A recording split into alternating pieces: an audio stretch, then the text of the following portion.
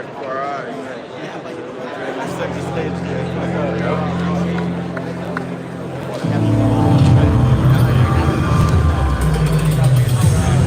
Given there's over $1 trillion worth of financial assets that exist in the world today, we're still really only scratching the surface.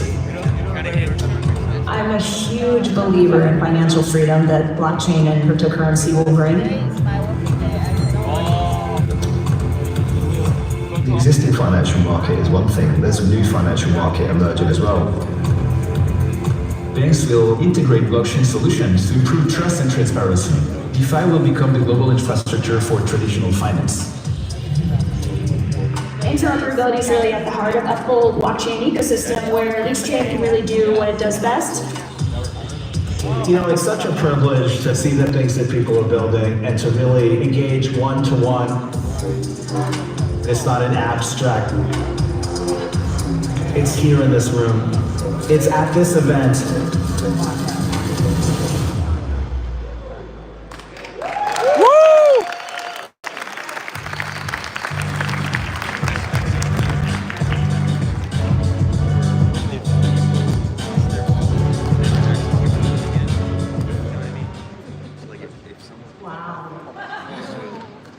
Good morning, everyone.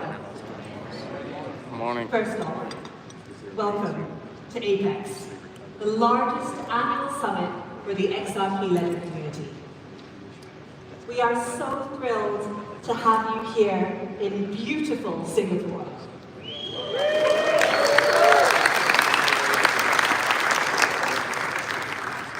I'm Fiona Murray. I'm Managing Director for Asia Pacific for Ripple.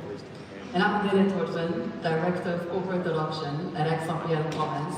And we have the absolute pleasure of being your co-host for what promises to be an extremely innovative and action-packed couple of days. This is Ripple's 5th year hosting APEX. And every year, the energy, the innovation, and the momentum from the XRPL community only grows stronger. What's more, this year, for the first time ever, we brought Ubri Connect into the APEX program.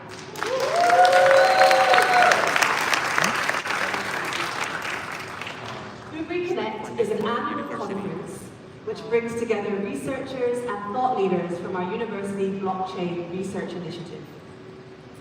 Yesterday, the Ubri Connect Pre-Summit was held at the National University of Singapore, and today, we have Ubri professors both on the agenda and here in the audience. We're very excited about the collaborations that will be inspired by combining both APEX and Ubri Connect.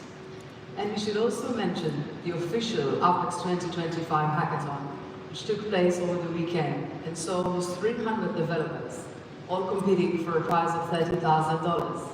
This could potentially be the largest XRPL hackathon ever, and it sounds like it was a fantastic couple of days, so huge congratulations to the winners.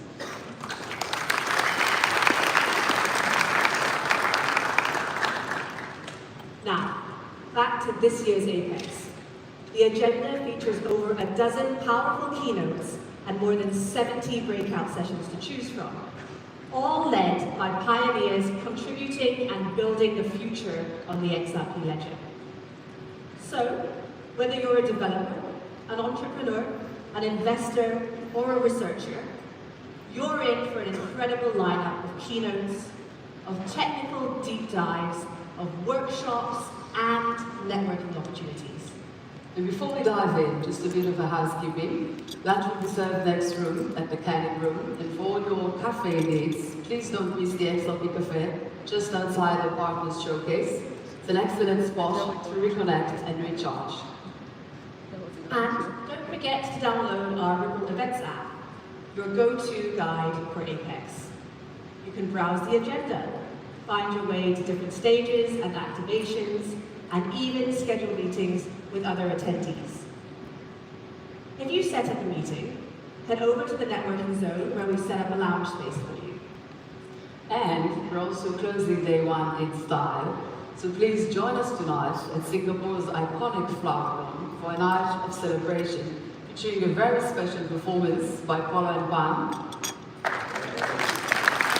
So trust us, you will not want to miss this. I'm looking forward to it too, absolutely. Now, let's kick things off. Our first keynote features two familiar faces, David Schwartz, CTO of Ripple and co-creator of the XRP Ledger, will be joined by Jazzy Cooper, Head of Product for Ripple X. They will explore how the XRP Ledger is enabling institutions to access liquidity, ensure compliance, and build more efficient financial infrastructure. From stablecoin and tokenization to lending and on-chain market, they will unpack how builders and institutions are reshaping and reimagining the future of finance. If you're ready, let's give a warm welcome to David and to Jazzy.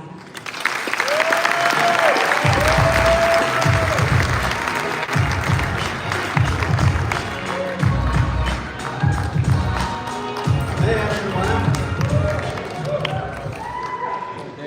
Woo! Excited to be here. My 5th year of Apex. 5th year Ripple's done it, 5th year I've done it. Welcome to everyone, developers, investors, students, entrepreneurs, representatives of institutions. Everybody, welcome. Thank you so much for coming. Super excited to be here. I've shown this slide at every single Apex.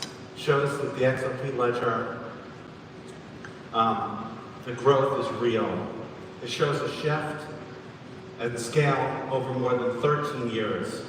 3.3 billion transactions processed, 6 million plus active wallets, secured by more than 800 nodes and more than 180 independent validators.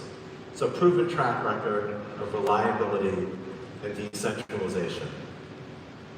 But this is not, sorry. We love you, David! Yeah! I apologize. So this is a shift that we're seeing. Institutions are moving from pilots into production. Yesterday, we had the announcement of digital commercial paper live on XRPL. Real assets are coming on chain. Commercial paper, treasuries, money market funds, stable coins. All of these things are happening today on the XRP Ledger. And this isn't box checking. This isn't another DeFi fad. This is a massive, massive opportunity. These institutions are adopting layer 1 blockchains because they see the advantages of the decentralization and the governance. These institutions will be innovation accelerators. They don't own the XRP Ledger, they don't want to run the XRP Ledger, they want to participate on an open blockchain. The trustworthy infrastructure brings more building blocks to more developers. The best example of this that we can all see clearly is stablecoins. There is not a more institutional product than stablecoins in existence. They're launched by institutions, they're direct customers of institutions. But we've seen billions of dollars of DeFi impact from these stablecoins. These stablecoins are used for collateral, for payment, for loans, in trustless ecosystems on public layer 1s. Institutional products provide the tools for developers to build on top. And the XRP Ledger is evolving to support these real institutional financial use cases without losing its core values. The whole point is to provide tools that will enable the next wave of retail mass adoption DeFi. Joining me on stage is Jazzy Cooper, Ripple X's head of product, driving our institutional DeFi vision. Jazzy?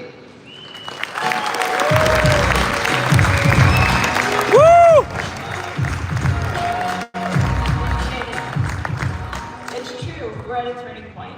Public chains were once seen as too risky for institutions, and now it's too risky for institutions not to integrate them in their business. Institutions have truly embraced blockchain and are finally launching real products on public chains, including the XRP Ledger. And XRPL is evolving to meet that demand. Over the past year, a number of key features have gone live, ranging from the automated market maker to decentralized identity, price oracles, and clawback. And we have others that are still in voting: credentials, MPTs, permission domains. These features are foundational infrastructure for building secure, transparent, and scalable financial products. And we're not just modernizing finance, we're making it more inclusive, accessible, and programmable. And we're finally seeing real traction. XRPL is supporting real-world applications ranging from payments to yield generation, all decentralized and at scale. Let's take a look at what this growth looks like on-chain. David? I've shown this slide at every Apex, twice at this one. but the momentum is real. This shows how the XRP ledger has scaled for more than 13 years. 3.3 billion transactions processed, more than 6 million active wallets, secured by more than 800 nodes, more than 180 independent validators. This is a proven track record of reliability and decentralization. But I think you'll notice there's one thing on there that hasn't been on there before. There's something new on this slide, Jazzy. Institutional adoption. It's here and now measurable on-chain. XRPL has finally broken into the top 10 chains for real-world assets, with nearly 120 million RWAs live on-chain today. Some examples include money market funds issued by Archax, treasuries issued by OpenEden, and now DCP by Guggenheim, the first digital commercial paper on the XRPL. Stablecoins as well, there's RLUSD by Ripple, USDB issued by Braza Bank, as well as legacy tokens like USD GateHub, USD Bitstamp. These aren't experiments, they're live regulated financial products on the blockchain, and the pipeline ahead continues to be strong. DLD, the Dubai Land Authority, issuing their trust, Ondo's OUSG token, StockGen's Euro stablecoin. So now we'll take a look at why the XRPL, what makes it uniquely suited for these financial applications.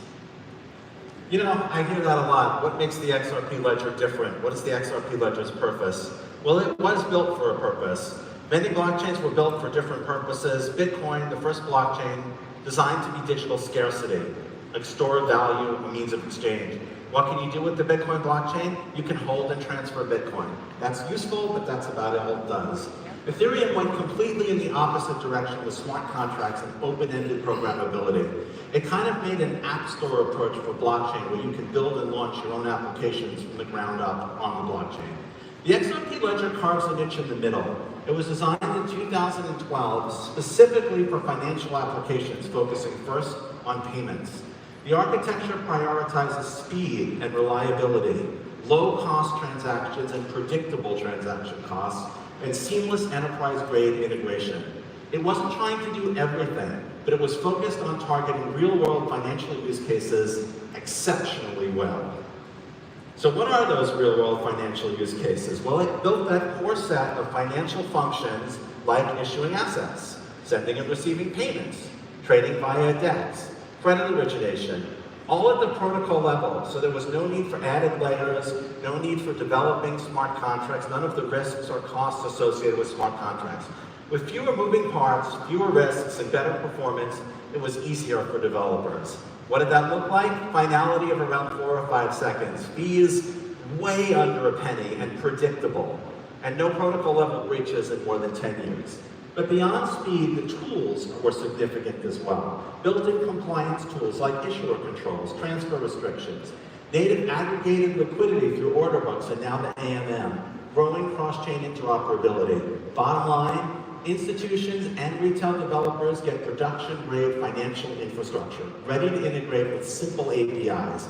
They don't have to rebuild the stack. To support institutional DeFi on the XRP ledger, we're drilling into 4 primary verticals where we're looking to build new features, and together we believe these can serve as the rails for a new financial system. The first, the leftmost column, is tokenization, the bedrock of on-chain finance. You can't move, manage, or expand value on-chain without first bringing it there. So our goal here is to offer a variety of different token standards that can meet the requirements of nearly any asset class, whether that's real estate, currencies, or crypto-native assets. Multi-purpose tokens is one example of this. It's a new token standard that is purpose-built to support real-world assets, with support for metadata, access controls required for utility, and compliance. Trading is the second column here. Once you bring value on-chain, the ability to exchange it is table stakes. The XRPL has of course had a built-in order book-based DEX for over a decade, and now we're expanding upon that with features like the automated market making as well as the permission DEX. Payments, of course, is the bread and butter of the XRP ledger. There's support for everything from lightning-fast peer-to-peer payments with nearly instant settlement anywhere in the world to advanced features like cross-currency payments, payment channels, and programmable checks. These are built for real-world payment needs, and we see this use case finally really taking off today, particularly with stablecoins, which we'll talk more about shortly.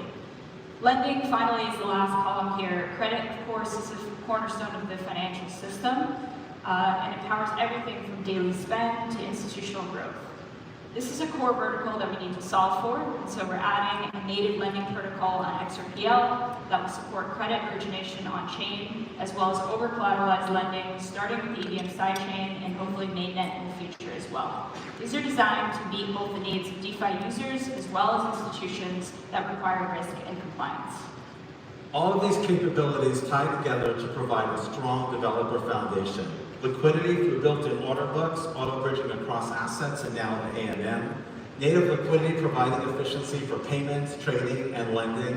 Compliance built in at the protocol level with features like transfer restrictions, issuer controls, and trust lines. Institutions can meet their regulatory requirements right on a public layer 1 blockchain. Programming providing expanding capability, which we'll see soon. Preserving the efficient infrastructure, the low fees, the fast settlement, the reliable performance, and the simple APIs, so teams can focus on the application, not the back-end complexity. Let's zoom out a little bit and take a look at the broader market dynamics. DeFi today is about 120 billion TVL, primarily driven by crypto-native use cases like over-collateralized lending. This is innovative, no doubt, but it's niche. By 2033, we project to see 19 trillion in tokenized assets on the blockchain. That's serious institutional adoption. But even that compared to the $130 trillion global credit market. So the opportunity here is clear. It's not to take a small slice of the existing DeFi pie, but it's for us to expand the pie by building infrastructure to unify crypto innovation with real-world finance.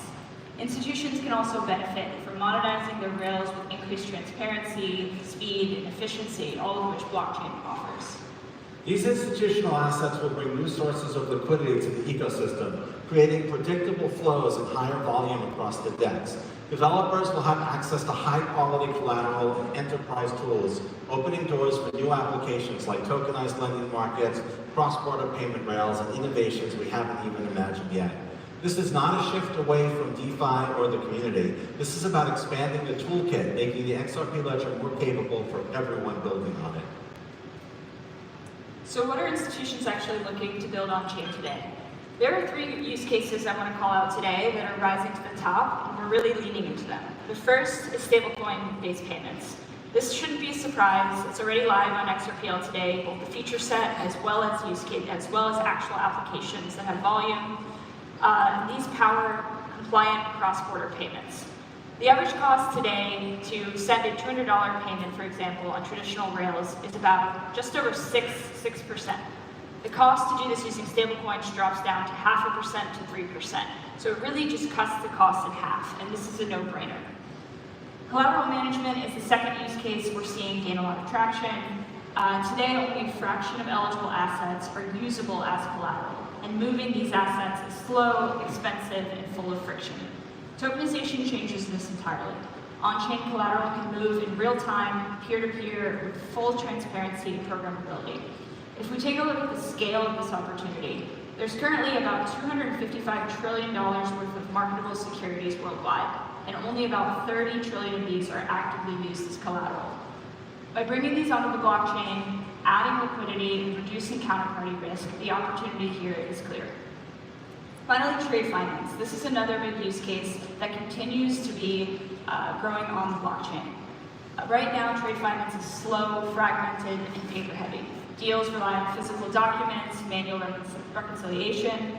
By tokenizing these documents using escrows and on-chain settlement, we can streamline this entire process. We can have real-time verification, automated payments, as well as reduce counterparty risk. This is where blockchain delivers immediate, measurable impact by cutting costs, shortening cycles, and unlocking working capital. With these enterprise products on the chain, new use cases will open up for developers and the broader community in the retail DeFi space. With institutions bringing tokenized real estate, fractional ownership will be possible. Users will be able to have small portions of large real estate portfolios, bringing liquidity to traditional illiquid markets. Loyalty rewards can be used as digital assets, flexible, brand agnostic, things like airline credits and interoperable point systems. And all of this taking advantage of XRPL's core features with fast, low-cost payment, efficient settlement, whether it's real estate, rewards, NFTs, or social tokens. The big picture is institutional growth isn't closing doors to retail adoption or retail DeFi development. It's building the infrastructure that the entire ecosystem will use to innovate for future DeFi products. These are some of the features that Ripple is proposing and expecting in 2025, and we're going to dive deeper into some of these. I want to make the point that this is not just Ripple-led. Many of these features, like token escrow and batch transactions, come from community developers like Dennis at XRPL Labs. XRPL's development process is open.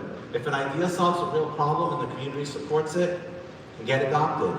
Toolkits and features are starting to come together. Simulate transaction with account permissions, more developer control, better user experience. Smart escrow, vaults, and the lending protocol provide the foundations for on-chain credit.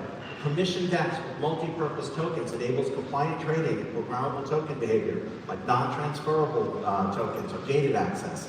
No single feature is a silver bullet, but together they make the XRP ledger composable, flexible, and powerful for building real-world financial applications.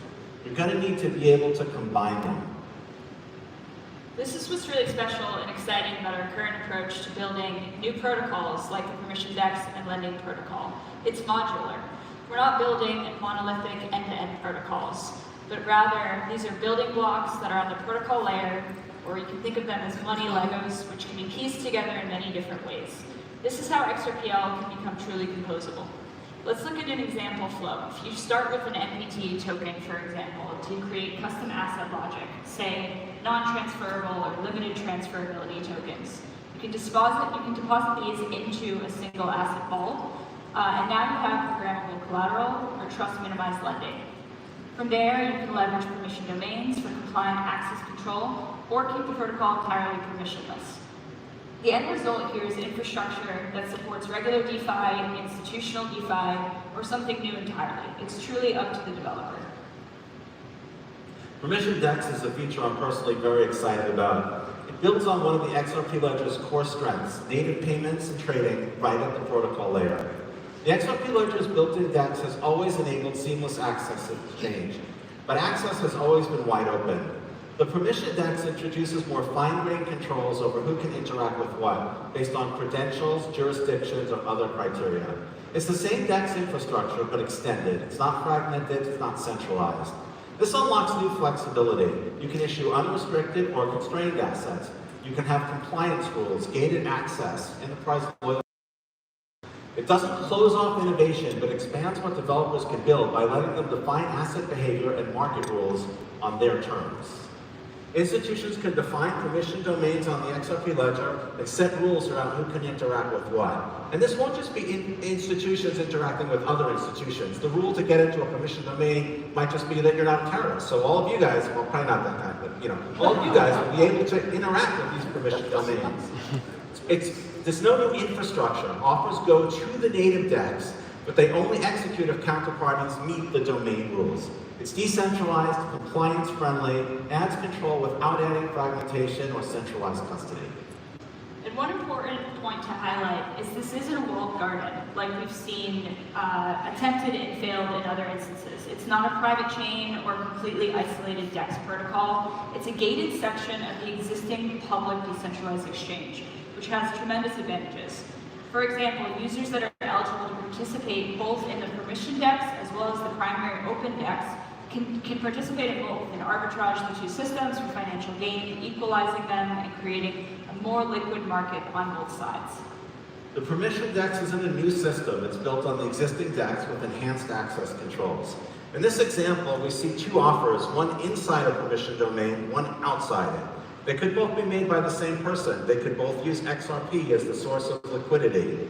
But when a trade is made, a sell placed by somebody within the domain, a buy offer from another verified participant can match it, but offers outside the domain are blocked. On ledger, enforced by the XRP ledger protocol with no central gatekeeper requirement. This enables regulated marketplaces for trading real-world assets, supports compliant settlement for tokenized treasuries, stablecoins, or other real-world assets, unlocking global on-off ramps for regulated financial products, extending, not fragmenting, the native DEX. There's another protocol that I'm especially excited about is the lending protocol. This is a core pillar of institutional DeFi on the XRPL, the native lending protocol, which is purpose-built for compliant on-chain credit origination. If we want to support institutional activity on XRPL, we need to support a full stack of financial primitives. The XRP ledger, as we discussed, already handles payments and trading at scale. But without a native credit capability, we're missing a core function of finance. And the lending protocol will fill this gap. It brings programmable, compliant credit origination directly onto the XRPL. So there's two core components of the native lending protocol. The first is single asset vaults, which aggregates assets and liquidity into a pool and distributes a share token to the liquidity providers. There's also the option for various compliance features, including freeze, clawback, and permission domains. On the other side is the lending protocol that plugs into the liquidity aggregated in a vault and allows for the origination of a fixed-term, interest-accruing loan to a borrower.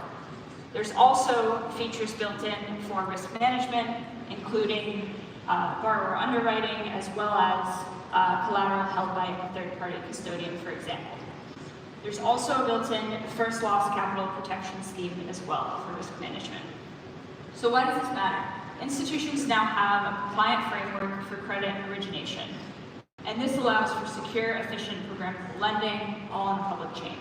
Use cases range from decentralized access to credit against crypto assets, fintech lending, for example, where you can have better back office efficiency, faster access to capital. This is a major step forward towards real-world credit markets on the XRPL.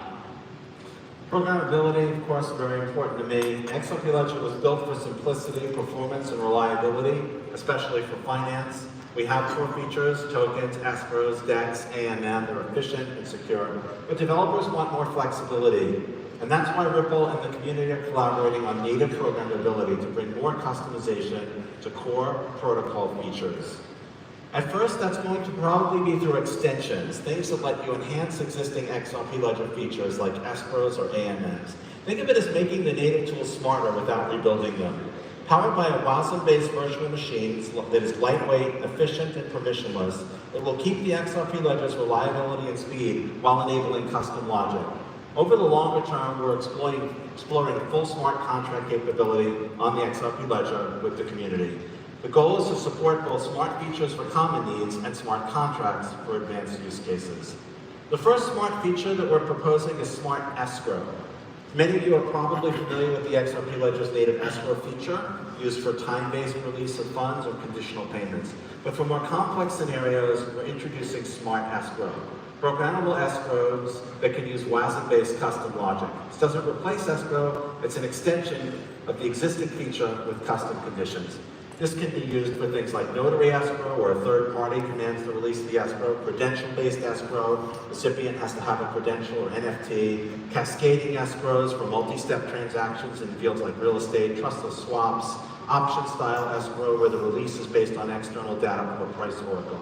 This will expand on-chain programmability without compromising simplicity, keeping the performance and efficiency intact while unlocking new and richer business logic.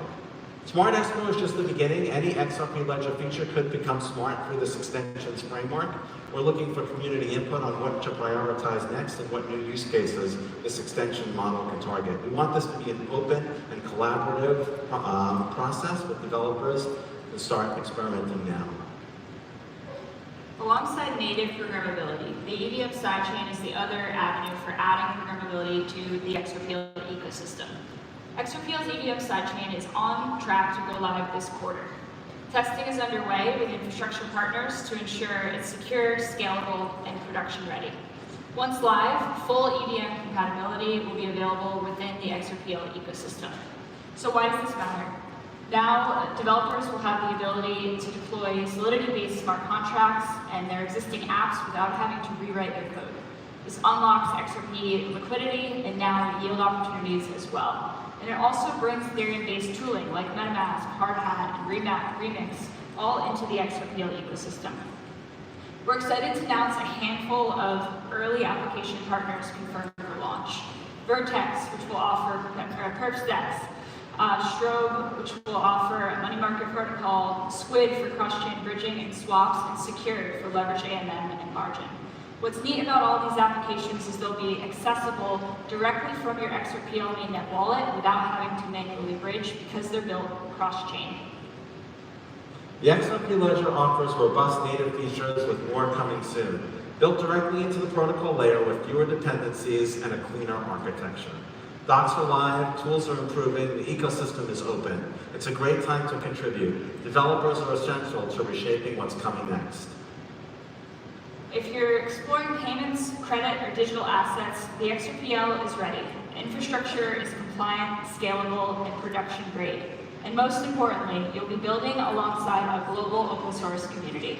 This is how we shape the future of finance together. Thank you. Thank you. Woo!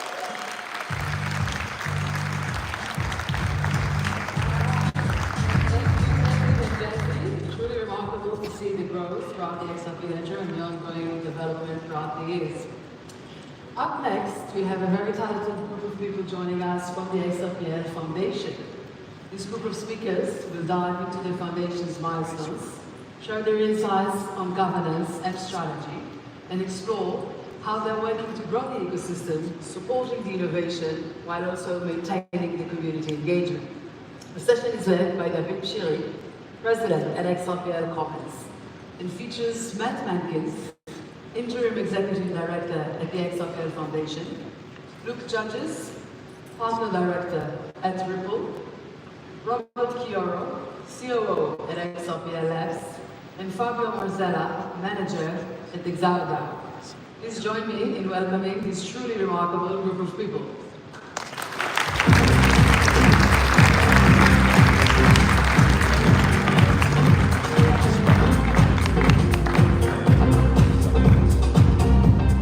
Hello, Singapore. It is good to be reunited with the XRPL community.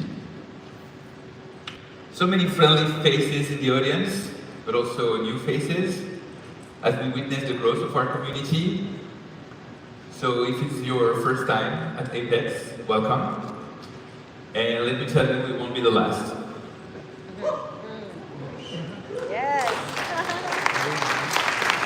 We're here today to introduce you to the new era of the XRPL with at its core the new XRPL Foundation. The original foundation laid a strong framework for the community for its coordination, validator independence, and ecosystem stewardship. And we're incredibly grateful for the people who helped bring it to life. As the needs of the community have grown, so too has the vision. Over the past year, we've worked closely with community members to evolve the foundation structures, its governance, and operational capacities.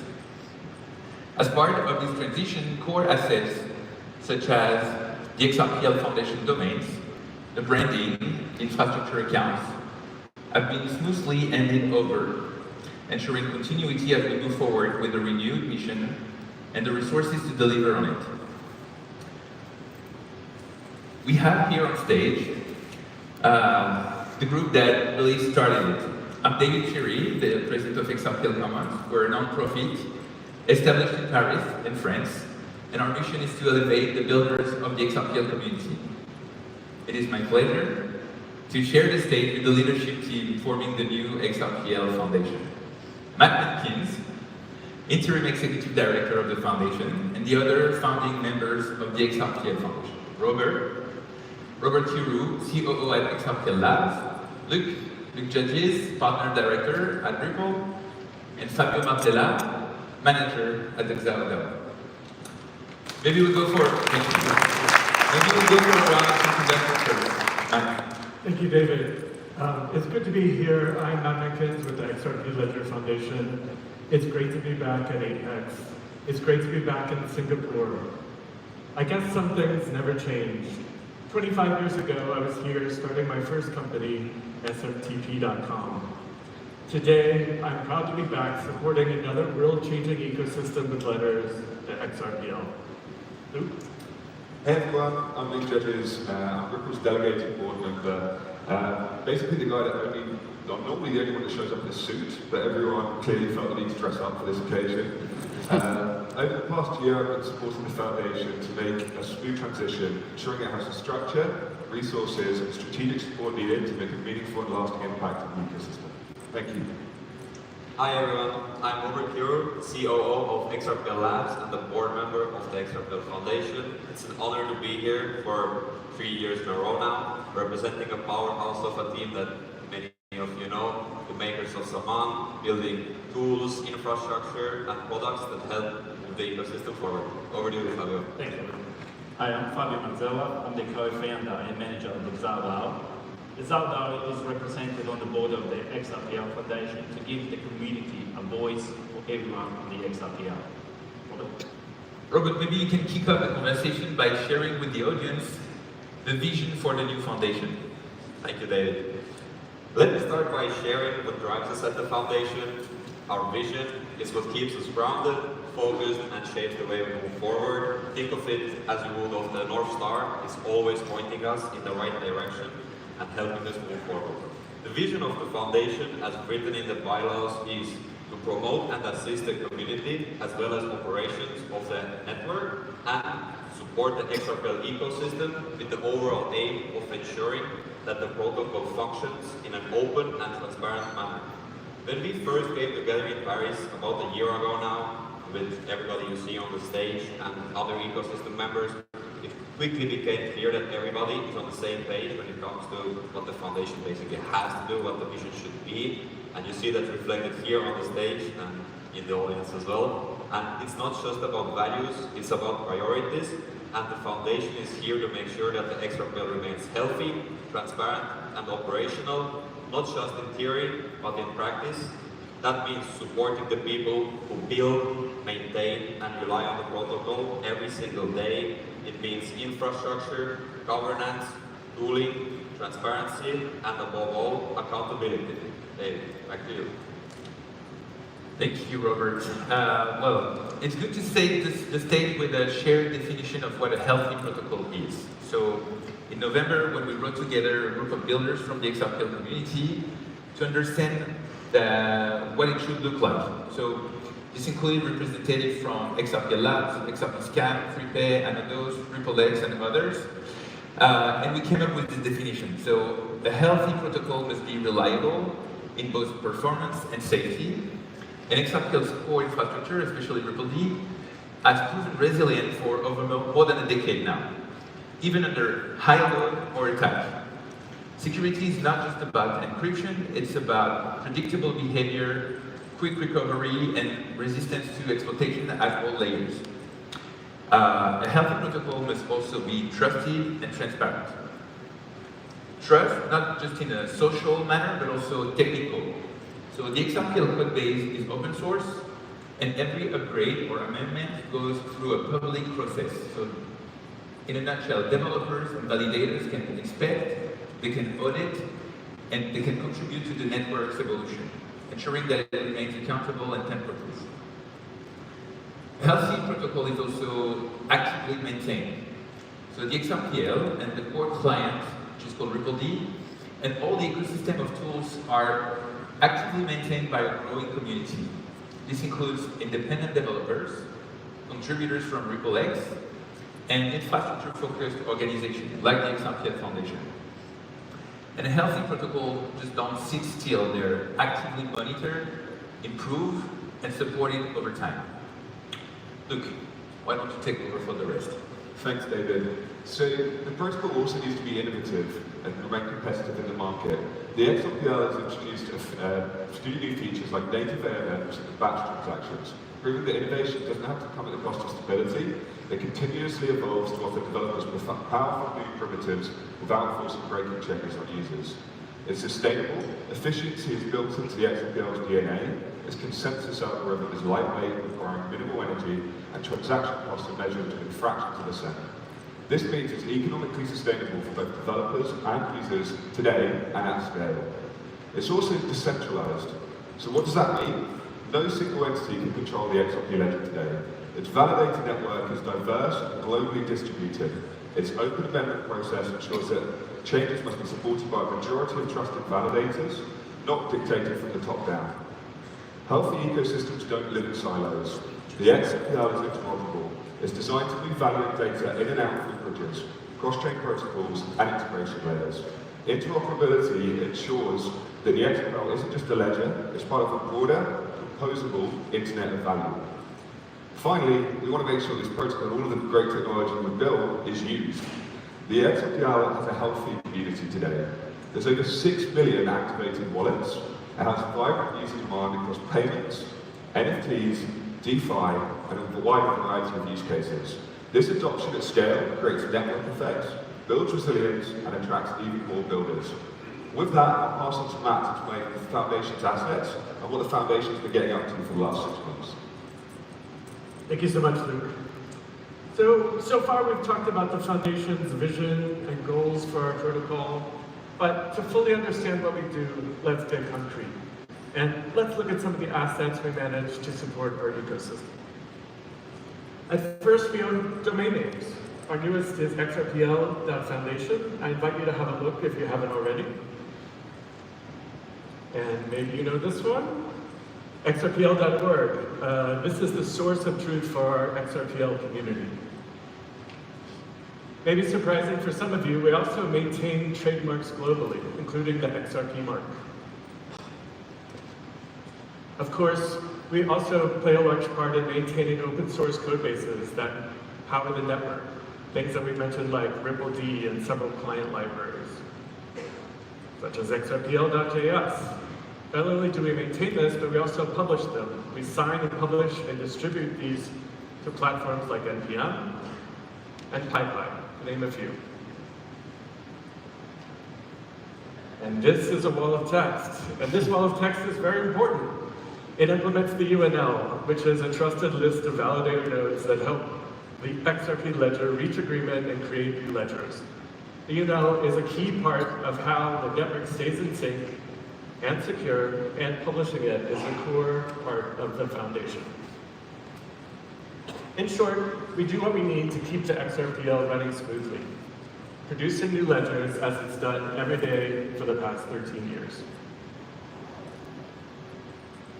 And while the ledger is 13 years old, the Foundation was recently formed. So at the end of 2024, we incorporated in France, and since then, we built the board you see here today. The board has set a clear direction for the future, protecting the core assets while collaborating and supporting a global community of node operators, developers, and the financial community that relies on XRPL. To date, we've transferred core assets such as xrpl.org, GitHub, and held our first infrastructure working group. There's many more to come, including a monthly town hall. So join us at xrpl.foundation to follow our progress. Over to you, Fabio. Thank you, Ed. Of course, none of this would be without you, the XRPL community. What are we doing for the community here? What we will be doing for the XRPL community will be to support the community in 4 ways. We will build the tools and infrastructure. We will fund developers with grants and programs. And we will connect people through events, hackathons, and meetups. We will lead with transparency and community input. Last night, the Zaldar hosted their first community event, and for me, this really highlighted how valuable it is when developers and community members can openly share what's needed and what's missing. This is what Zaldar exists, to help close the gap and turn the feedback into action. Now, I'll hand over to Luke.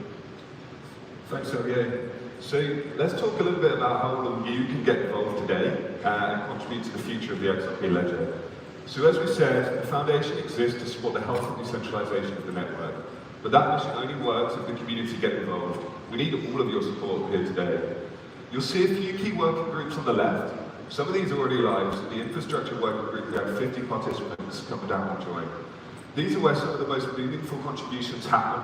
It's where you can get your voice heard, and we're currently supporting active groups focused on core development and community as well.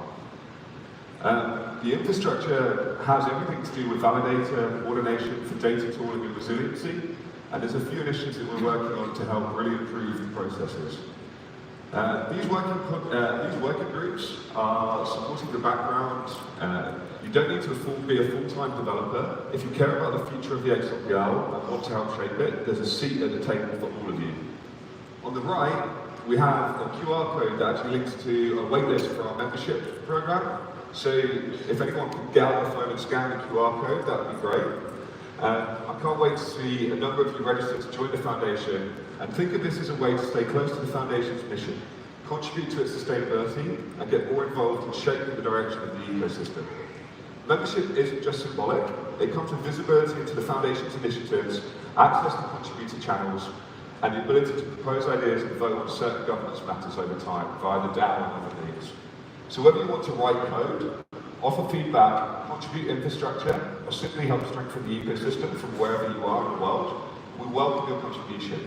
The health of the XRPL depends on active participation from all of you, and this is your invitation to be a part of the journey today.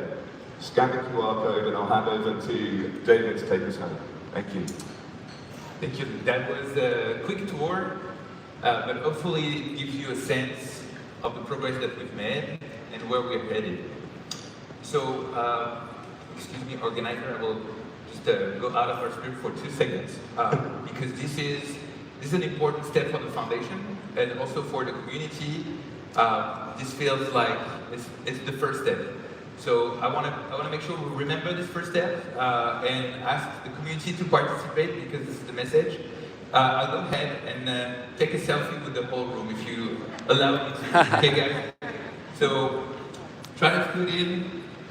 Everyone, if you can give us a big smile because you're on it. I will let Vet post that on Twitter because he has what we need. Thank you so much. Yeah! Woo! Woo!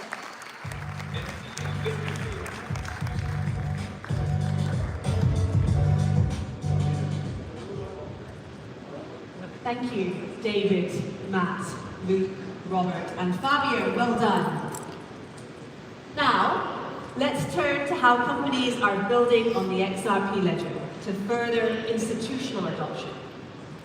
Yesterday, we announced that Zeconomy has brought digital commercial paper, a fixed income asset administered by Guggenheim Treasury Services, to the XRP ledger.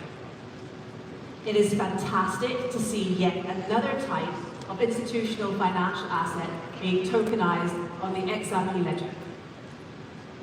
This next session, moderated by Sharia Malwa of CoinDesk, features Sam Bisri, the founder of Zeconomy, and Marcus Infanger, Senior Vice President of RippleX, to discuss the impact of the partnership on the XRP ledger.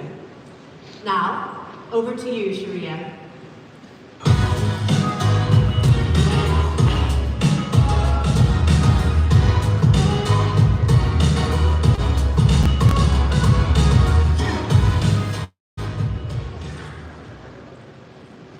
Good morning and hello Singapore.